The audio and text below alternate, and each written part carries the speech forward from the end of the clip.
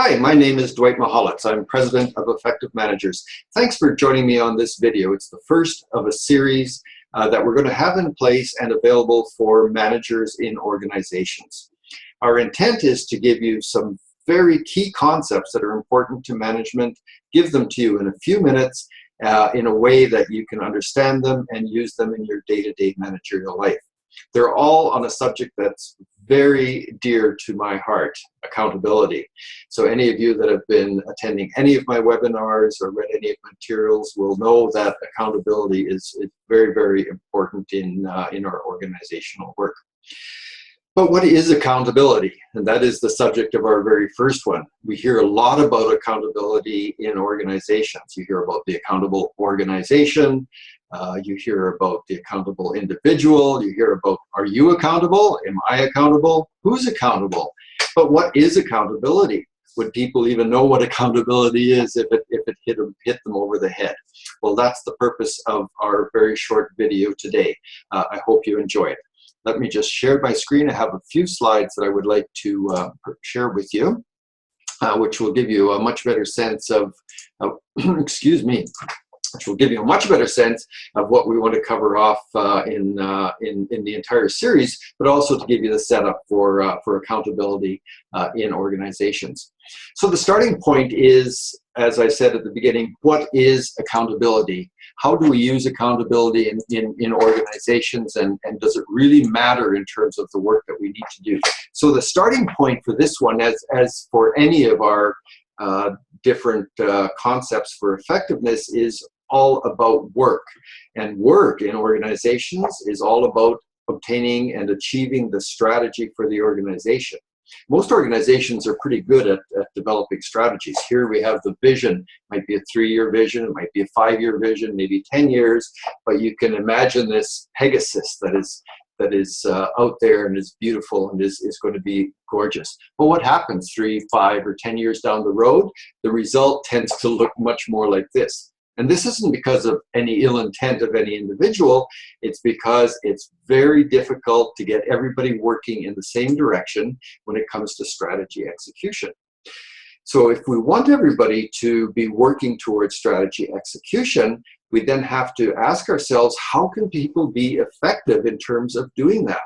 In the research that we did with the University of Ottawa, it became very clear that we have a direct relationship between accountability and effectiveness. So in organizations with high accountability, they have success in terms of being more effective in the work that they do. And the correlation is very high, it's 0.67. So there's absolutely no doubt that there's a critical relationship between these two concepts. The issue that we have, and one of the fundamental issues is, as I implied in the beginning, is that people don't have a common understanding of what we mean by that concept of accountability. So as part of the research that we did with the University of Ottawa, we created a definition, as you see on the screen here, to help people understand what that means. There are 3 very important components. The first one is that it's an obligation. So this is something for which one can be held to account. I am obligated to do this. So that's one part of accountability. The second part is that I can be held accountable for not only my results, but my actions. So it's not enough to get it done, it's how I go about getting it done is also important, because I'm only one of many within the organization. And then the third is this concept of a specified other. So it's not me holding myself accountable to do something, rather it's this specified other that is accountable for, that is holding me to account for doing something. So in an organization, this accountability will be a manager. We're going to come back to that in a second. The one point I want to make to you before we move on too further, and it's really important for you to differentiate this in your mind, is that there's a big difference between accountability on the one hand and responsibility on the other hand. Accountability is the definition that I gave you. I can be held to account by some specified other. The responsibility is more values driven. That's coming from within myself because it's something that I believe that is important to do. So I might feel responsible for keeping a clean office environment, for cleaning up litter or whatever, but I wouldn't be accountable for that. the janitor for the facility is accountable for doing that, can be held to account by some specified other. Now, responsibility is important in organizations, so don't get the sense that we should ignore responsibility. I should feel responsible for doing good work and for a clean office environment and for helping my colleagues and all those kinds of things, but we have to differentiate it from the concept of accountability. So, what is it about accountability then that makes it so difficult to understand? This also became more clear to us in the research that we did when we found that there are actually two different dimensions to accountability. The first dimension is felt accountability. How strongly do I feel accountable for doing good work?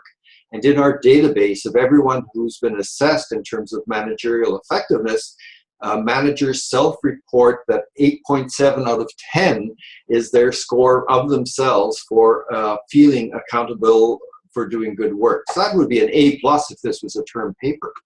The second dimension is clarity of accountability. How clearly do I feel accountable for doing good work? And as you see, the score is much lower there, 7.1 compared to 8.7, almost two full deciles apart. So it's a B- in terms of feeling of being clear about those things for which I should be accountable. So the lesson in this for us as managers is that whether or not we set clear accountabilities for our employees and our subordinates, they are going to take on accountability. So they're going to feel accountable for doing work. So the question becomes whether they will feel accountable for doing the work that's important for the attainment of the strategy. And this is where our job as managers becomes so important, is we need to set this clarity of accountability so people understand exactly what it is that they will be held accountable for as they go about their day-to-day work. The last part of this concept that I want to leave with you is why this clarity of accountability is so critical to the successful attainment of strategy. So if you look at this figure here, you see the Pegasus that we talked about earlier at the top of the screen. That's the strategic direction for the entire organization.